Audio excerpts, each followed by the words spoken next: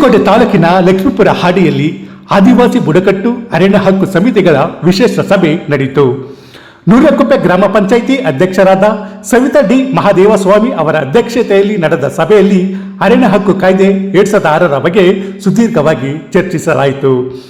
ಅರಣ್ಯ ಹಕ್ಕು ಕಾಯ್ದೆ ಯಾವಾಗ ತರಲಾಯಿತು, ಇದರ ಉದ್ದೇಶವೇನು, ಇದರಿಂದ ಅನುಸೂಚಿತ ಬುಡಕಟ್ಟುಗಳ ಮತ್ತು ಇತರ ಪಾರಂಪರಿಕ ಅರಣ್ಯವಾಸಿಗಳಿಗೆ ಯಾವ ರೀತಿ ಅನುಕೂಲ ಆಗಲಿದೆ, ಕಾಯ್ದೆ ಅನ್ವಯ 5 ಇಲಾಖೆಗಳ ಅಧಿಕಾರಿಗಳು ಮಾಡಬೇಕಾಗಿರುವ ಕೆಲಸವೇನು, ಈ ಎಲ್ಲದರ ಬಗ್ಗೆ ಮಾಹಿತಿ ನೀಡಲಾಯಿತು.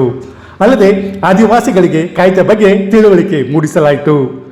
ಈ ವೇಳೆ ಮಾತಾಡಿದ ಸವಿತಾ ಡಿ ಮಹಾದೇವಸ್ವಾಮಿ, ಹಾಡಿಗಳಲ್ಲಿ ಹೊಗೆಸೊಪ್ಪು ಮದ್ಯ ಮಾರಾಟ ಮಾಡಲಾಗುತ್ತಿದ್ದು ಬಹುತೇಕ ಆದಿವಾಸಿ ಮಂದಿ ಅದಕ್ಕೆ ದಾಸರಾಗುತ್ತಿದ್ದಾರೆ.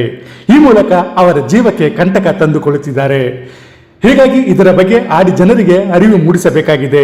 ಜೊತೆಗೆ ಆದಿವಾಸಿ ಸಮುದಾಯದಲ್ಲಿ ಬಾಲ್ಯ ವಿವಾಹ ಹೆಚ್ಚಾಗಿ ನಡೆಯುತ್ತಿದ್ದು ಅದನ್ನು ತಡೆಗಟ್ಟುವ ಕೆಲಸ ಮಾಡಬೇಕಾಗಿದೆ ಅಂತ ಹೇಳಿದರು. ಬುಡಕಟ್ಟು ಕೃಷಿಕರ ಸಂಘದ ಅಧ್ಯಕ್ಷ ವಿಜಯ್ ಕುಮಾರ್ ಹಕ್ಕುಪತ್ರಗಳ ಬಗ್ಗೆ ವಿವರಣೆ ನೀಡಿದರು. ವೈಯಕ್ತಿಕ ಹಕ್ಕುಪತ್ರ, ಸಮುದಾಯದ ಹಕ್ಕುಪತ್ರ ಎಂದರೇನು, ಈ ಎಲ್ಲದರ ಬಗ್ಗೆ ನೆರೆದಿದ್ದ ಜನರಿಗೆ ತಿಳಿಸಿದರು. ಇನ್ನು ಈ ಸಭೆಯಲ್ಲಿ ಅನುಸೂಚಿತ ಬುಡಕಟ್ಟುಗಳ ಮತ್ತು ಇತರೆ ಪಾರಂಪರಿಕ ಅರಣ್ಯವಾಸಿಗಳ ಅಧಿನಿಯಮ 2006ರ ಕಾಯ್ದೆಯ ಪ್ರಕಾರ ವೈಯಕ್ತಿಕ ಹಕ್ಕುಪತ್ರ ಜಮೀನುಗಾಗಿ 31 ಅರ್ಜಿಗಳು, ಸಮುದಾಯದ ಹಕ್ಕುಪತ್ರ ಜಮ್ಮ ಹಾಗೂ ಅರಣ್ಯ ಉತ್ಪನ್ನಕ್ಕಾಗಿ ತಲಾ 1 ಅರ್ಜಿ ಹಾಕಲಾಯಿತು. ಈ ಕಾಯ್ದೆನ ಪಾರ್ಲಿಮೆಂಟಲ್ಲಿ 2006ರಲ್ಲಿ ಎಲ್ಲ ಎಂಪಿಗಳು ಮತ್ತು ರಾಷ್ಟ್ರಪತಿಯ ಮತ್ತು ಪ್ರಧಾನಮಂತ್ರಿಗಳ ಸಮ್ಮುಖದಲ್ಲಿ ಚರ್ಚೆಯಾಗಿ ಈ ಮಸೂದೆ ಆಗಿದೆ. ಸಾಮಾನ್ಯ ಮಸೂದೆ ಅಲ್ಲ, ಸಂಘ ಸಂಸ್ಥೆಯವರು ಇಲ್ಲಿ DC ಮಾಡಿದ ಆರ್ಡರ್ ಅಲ್ಲ, ಇದು ಪಾರ್ಲಿಮೆಂಟ್ ರಾಷ್ಟ್ರಪತಿ ಸೈನ್ ಹಾಕಿ ಬಂದಿದ್ದು ಕಾಯ್ದೆ ಆದ ತಕ್ಷಣ ನಮ್ಮ ದೇಶದ ನ್ಯಾಯಾಂಗ ಡೆಲ್ಲಿಗೂ ಕಾನೂನು ಇಲಾಖೆಯಿಂದ ಸಿಟ್ರಸ್ ಆಗಿ ಈ ಕಾಯ್ದೆ ಗೊತ್ತಿರುವಂಥ ಅಧಿಕಾರಿಗಳು ಹಸ್ತಾಕ್ಷರ ಮಾಡ್ತಾರೆ. ಇದನ್ನು ನಾವು ಸರಿಯಾಗಿ ಬಳಕೆ ಮಾಡ್ಕೊಂಡು ಹೋಗ್ಬೇಕಾಗ್ತದೆ. ಹಾಗಾಗಿ ಈ ಕಾಯ್ದೆಯ ಹೆಡ್ಲೈನಲ್ಲಿ ಆದಿವಾಸಿಗಳಿಗೆ ಹಕ್ಕನ್ನು ಕಿತ್ಕೊಂಡು ಅನ್ಯಾಯ ಮಾಡ್ತೀವಿ, ಈ ಅನ್ಯಾಯ ಸರಿಮಾಡಲಿಕ್ಕೆ ಈ ಕಾಯ್ದೆ ತರ್ತಾ ಇದ್ದೀವಿ ಅಂತ. ಹಾಗಾಗಿ ನಾನು ಇಲ್ಲಿ ಅಧಿಕಾರಿಗಳನ್ನು ಕೇಳ್ಬೋದೇನೆಂದರೆ, ಈ ಕಾಯ್ದೆಯಲ್ಲಿ 5 ಇಲಾಖೆಗಳು ಸಮರ್ಥವಾಗಿ ಕಾರ್ಯನಿರ್ವಹಿಸುವಂಥ ಆದೇಶ ಇದೆ. ಕಂದಾಯ ಇಲಾಖೆ, ಅರಣ್ಯ ಇಲಾಖೆ, ಪಂಚಾಯತ್ ರಾಜ್ ಇಲಾಖೆ, ಆಮೇಲೆ ಸೈಬರ್ ಇಲಾಖೆ ಮತ್ತು ಭೂಮಾಪನ ಇಲಾಖೆ. ಸೊ ಇವತ್ತು ಅವ್ರು ಯಾರು ಅಟೆಂಡ್ ಆಗಿಲ್ಲ. ಅದಕ್ಕೆ ನಾನು ಈ ಕಾಯ್ದೆಗಳ ಇವತ್ತು ಇದು ಪ್ರಾರಂಭ ಅರ್ಜಿ ಆಗ್ತದೆ. ಜಸ್ಟ್ ಈ ಅರ್ಜಿ ಯಾಕೆ ಆಗ್ತೀವಿ ಅಂದರೆ, ಅಲ್ಲಿ 3 ಇದು ಮಾಡಿದ್ದಾರೆ. ವೈಯಕ್ತಿಕ ಭೂಮಿ ಹಿಂದೆ ನೀವು ಕುಂಬರಿ ಬೇಸಾಯ ಮಾಡಿ, ನನಗಿಲ್ಲಿ ಈ ಹಾಡಿ ಇದೆ ಅಂತಲೂ ಗೊತ್ತಿರಲಿಲ್ಲ. ಹಾಗಾಗಿ ನಾನು ಕೇಳಿದೆ. ಹಾಗಾಗಿ ನಾನು ಟ್ರೈಬಲ್ ಅವ್ರಿಗೂ ಕೇಳಿದೆ, ಟ್ರೈಬಲ್ ಇಲಾಖೆಯವ್ರಿಗೂ ಇವರು ವಿಚಾರಿಸಿದೆ. ಇದು ಫಸ್ಟ್ ಆಫ್ ಆಲ್ ನಮಗೆ ಅಂತರ್ಸಂತೆ ವಲಯಕ್ಕೆ ಬರುತ್ತಾ ಇಲ್ಲ ಅಂತಲೇ ನನಗೆ ಗೊತ್ತಿರಲಿಲ್ಲ, ಡೌಟ್ ಇತ್ತು. ಹಾಗಾಗಿ ಇಲ್ಲಿ ಬಂದು ವಿಜಯ್ ಕುಮಾರ್ ಅವ್ರನ್ನೂ ವಿಚಾರಿಸಿದೆ. ಆ್ಯಕ್ಚುಲಿ ನಾನು ಇಲ್ಲಿ ಬಂದು ವಾಪಸ್ ಇದು ನಮಗೆ ಬರಲ್ಲ, ನಮ್ಮ ಲಿಮಿಟ್ಸ್ ಬರಲ್ಲ, ನಮ್ಮ ಕಾಡಿಂದ ಸುಮಾರು ದೂರ ಆಗುತ್ತೆ, ಹಾಗಾಗಿ ಇದು ನಮ್ಗೆ ಬರಲ್ಲ ಅಂತ ಹೇಳಿ ಹೋಗ್ಬೇಕಂತ ನಂದು ಆ ಥರ ಮೈಂಡ್ ಸೆಟ್ ಇತ್ತು. ಹಾಗಾಗಿ ಇನ್ನೇನು ಇವರು ಅಂದರು, ಇಲ್ಲ ಸರ್, ನಮ್ಮದು ಪೂರ್ವಜರದು ಅವ್ರದ್ದು ನಮ್ಮದು ಜಾಗ ಏನಿದೆಯಲ್ಲ ದಮ್ಮನಕಟ್ಟೆ ಅಂತರ್ಸಂತೆ ವಲಯದಲ್ಲೇ ಇದೆ. ಹಾಗಾಗಿ ನಾವು ಯೋಚನೆ ಮಾಡ್ಕೊಂಡೆ ನಿಮಗೂ ಇವ್ರನ್ನೂ ಕರಿಬೋದಿತ್ತು, ನಿಮಗೂ ಕರೆದಿದ್ದೀವಿ ಸರ್ ಅಂತಂದರು. ಹಾಗಾಗಿ ನಾನು ಅದಕ್ಕೆ ಈ ಮೀಟಿಂಗ್ನ ಅಟೆಂಡ್ ಆದೆ. ಇನ್ನೇ ನಮಗೆ ನೀವು ಅರ್ಜಿ ಏನಿದೆ ಅಲ್ಲ, ನಿಮ್ದು ಯಾವುದೇ ಹಕ್ಕಿಗೆ ಸಂಬಂಧಪಟ್ಟಂಗೆ ಯಾವುದೇ ಅರ್ಜಿಗಳನ್ನ ನೀವು ಕೊಡಿ. ಅದನ್ನು ನಾವು ಪರಿಶೀಲಿಸಿ ನಮ್ಮ ಅಧಿಕಾರಿಗಳ ಜೊತೆ ಚರ್ಚೆ ಮಾಡಿ ಅವ್ರು ಪರಿಶೀಲಿಸ್ತಾರೆ. ಅದನ್ನು ನೋಡಿಬಿಟ್ಟು ಅವರು ಮುಂದೆ ಏನು ಮಾಡ್ಬೇಕಂತ ಅವರು ಮಾರ್ಗದರ್ಶನ ತೋರಿಸ್ತಾರಂತ ನಾನು ಹೇಳಕ್ಕೆ ಇಷ್ಟಪಡ್ತೀನಿ. ಈ ನಿಮ್ಮದು ಏನು ಅರಣ್ಯಕ್ಕೂ ಸಮಿತಿ ಇದೆ, ಆ ಸಮಿತಿಗೆ ಸಂಬಂಧಪಟ್ಟಂತೆ ಮೊದಲು ಅರ್ಜಿಗಳನ್ನ ನೀವು ಪ್ರಥಮವಾಗಿ ಕೊಟ್ಟು ಎಲ್ಲರೂ ಅರ್ಜಿಗಳೆಲ್ಲ ಕ್ರೋಢೀಕರಣ ಮಾಡಿ ನನಗೆ ಕೊಡಿ. ನೆಕ್ಸ್ಟ್ ಅದು ಆ್ಯಕ್ಚುಲಿ GPS ಡೇಟ್ ನಾವು ಕೊಡೋದಲ್ಲ, ಅಲ್ಲೇ ಎಲ್ಲರೂ ಡಿಪಾರ್ಟ್ಮೆಂಟರು ಫಿಕ್ಸ್ ಮಾಡಿ ಇಂಥದ್ದು ಮತ್ತು ನನಗೆ ಲೆಟ್ರ್ ಕೊಡಬೇಕು, ಪಂಚಾಯತಿಗೆ ಲೆಟ್ರ್ ಹಾಕ್ಬೇಕು. ನಾವು ಕೊಡೋದಲ್ಲ, ಅವ್ರು ನನಗೆ ಕೊಟ್ಟರೆ ನಾವು ಅಂತಂದ್ರೆ ನಾವು ಬರ್ತೀವಿ. ಆ್ಯಕ್ಚುಲಿ ಅವ್ರು ಫಿಕ್ಸ್ ಮಾಡೋದು, GPS ಡೇಟ್ ನಾನು ಫಿಕ್ಸ್ ಮಾಡೋದು.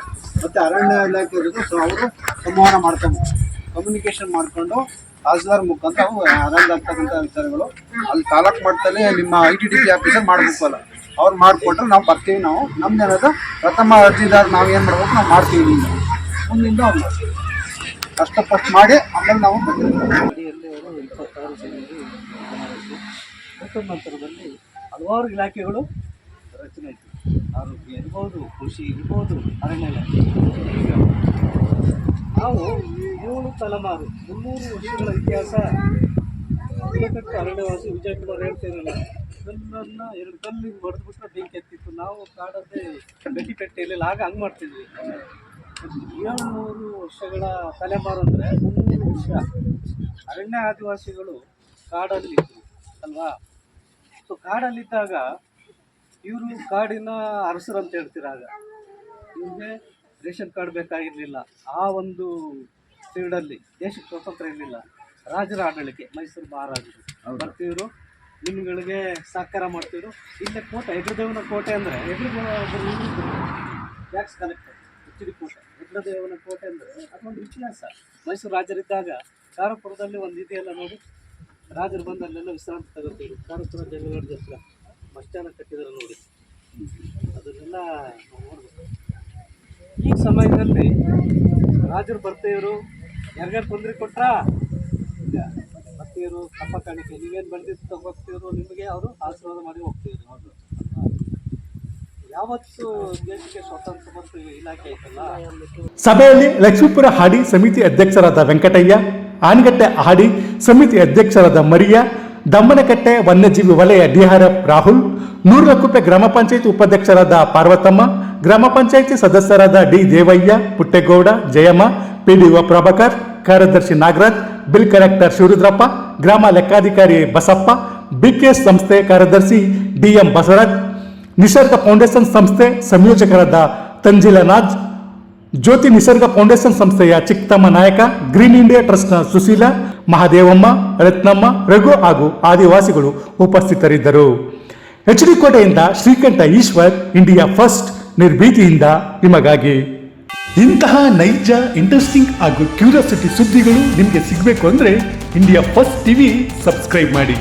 ಒಂದು ಲೈಕ್ ಕೊಟ್ಟು ವಿಡಿಯೋ ಶೇರ್ ಮಾಡುವ ಮೂಲಕ ನಮ್ಮನ್ನು ಮತ್ತಷ್ಟು ಪ್ರೋತ್ಸಾಹಿಸಿ. ಇಂಡಿಯಾ ಫಸ್ಟ್, ನಿರ್ಭೀತಿಯಿಂದ ನಿಮಗಾಗಿ.